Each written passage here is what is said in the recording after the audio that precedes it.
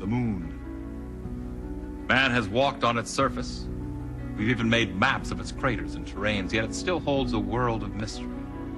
And the moon does seem to affect life on Earth.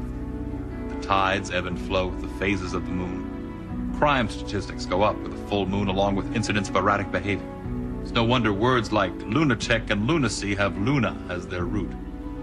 Sheldon Ludovic is very affected by the moon. In fact, he outright fears it. But his fears may be no more real than the man in the moon. My patient, Sheldon Ludovic, thought he was under the curse of the werewolf.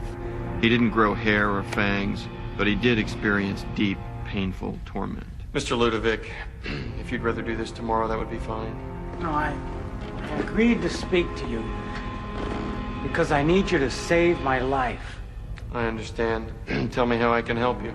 You must first believe my story. The others don't. They think I'm mad. I assure you, I'm not mad. I'm not the others, Mr. Ludovic. Tell me what happened. You know what happened. You read my file. Tell me in your own words. You know, I was a history professor. I loved what I did. 1 year ago, I took a trip to Romania to do some research. That's when it happened. The attack? Yes. It came without warning. I was walking back to my hotel room. I remember looking up, marveling at the full moon.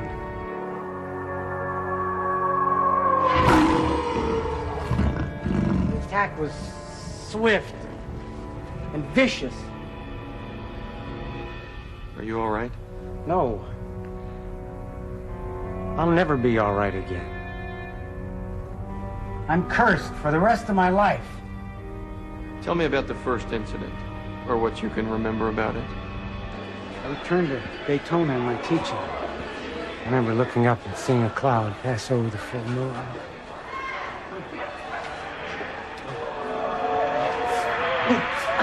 I began to howl uncontrollably. The students began running to avoid me. The next thing I remember was waking up in a local jail charged with assault and battery. From then on, whenever there was a full moon, I lost all conscious recollection of my actions. As a result of my many arrests, I was fired from the university. I became an outcast. I could talk to no one. I was being driven mad by loneliness. I needed contact with another human being, but I couldn't risk it. Must have been very difficult. And I moved to New York. I had a job as an assistant librarian, public library. There I had access to rare manuscripts on lycanthropy. Tell me what happened when there was a full moon. I just locked myself in my room. Only one night I was working late at the library. I lost track of the time.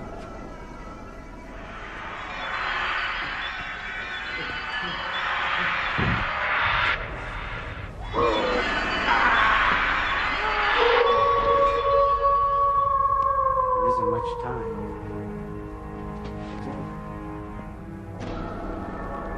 There's going to be a full moon tonight.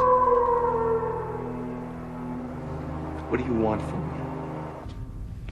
I want you to keep me alive. You feel you're going to die? Yes.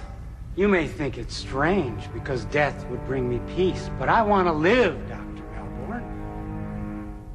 Life is still precious even to a werewolf. What do you want me to do? I recently received a copy of a rare book from a Romanian monastery. I read through it looking for some possible clue to help me out of my fate. What I found was my death. It was written that when there's a total eclipse of the full moon, all the werewolves of the world will die. Only those not exposed to the eclipse will survive. The next eclipse occurs tonight.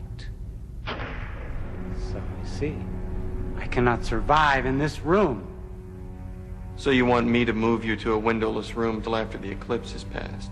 If you do that for me, you'll save my life.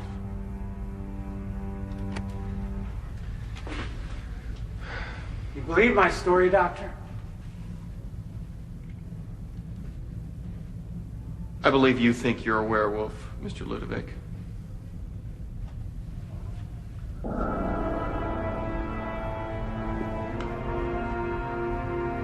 I will talk to the director and have you moved to a windowless room tonight.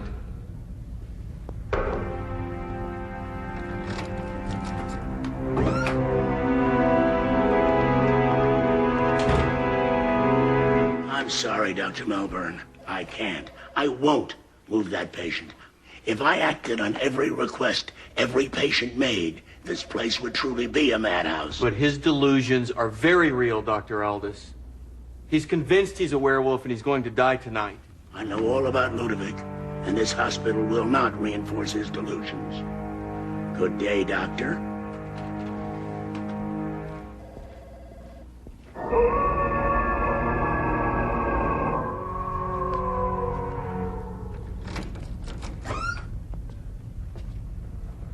I'm sorry, Mr. Ludovic.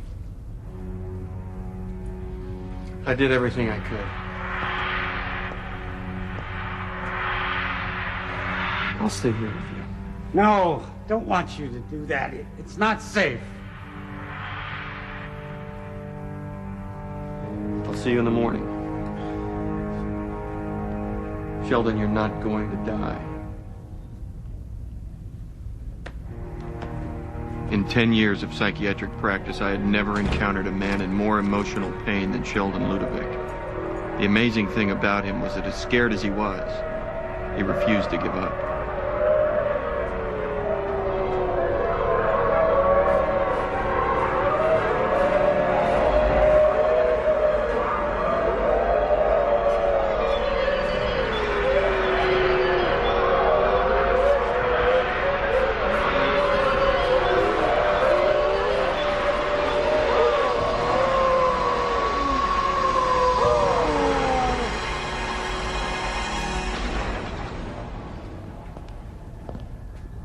He died.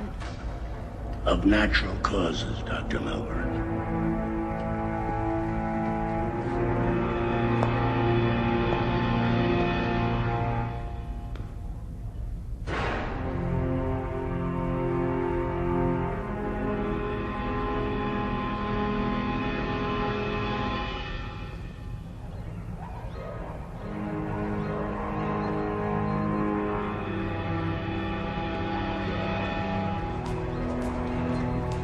Despite Ludovic's will to live, I couldn't help but be glad that his suffering was over. But in the next few moments, I was about to learn the depth of that suffering and the truth of his condition.